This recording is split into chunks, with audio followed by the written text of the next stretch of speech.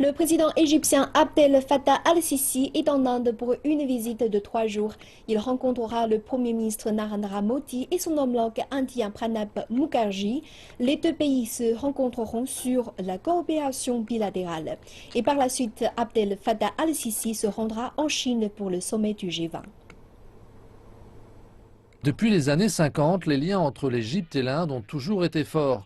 Récemment, les relations se sont encore améliorées. D'ailleurs, les dirigeants se préparent à discuter des développements régionaux et des préoccupations mutuelles.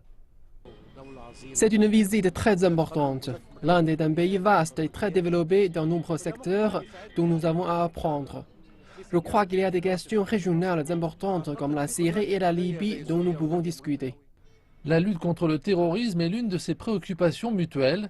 Dans le nord du Sinaï, l'Égypte fait face à des militants alors que l'Inde est aux prises avec des groupes extrémistes sur sa frontière avec le Pakistan. Mais tout ne portera pas sur la politique. Les discussions se concentreront également sur la coopération économique et sur les moyens d'attirer les touristes indiens en Égypte.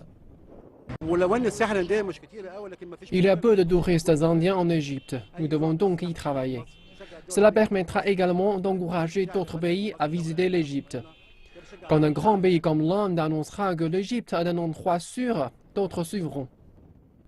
Le commerce bilatéral entre les deux pays, qui se situe actuellement à 4 milliards de dollars, sera également à l'ordre du jour. L'Inde est le deuxième plus grand importateur de produits égyptiens. L'Égypte envoie du gaz, du pétrole, du coton et des produits agricoles sur le marché indien. Alors que les exportations indiennes comprennent la pétrochimie, la viande et des pneus, l'Égypte espère aussi attirer davantage d'investissements.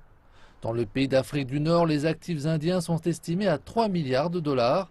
52 entreprises indiennes sont en activité sur le marché égyptien, un chiffre que le Caire prévoit de doubler dans les 2 prochaines années.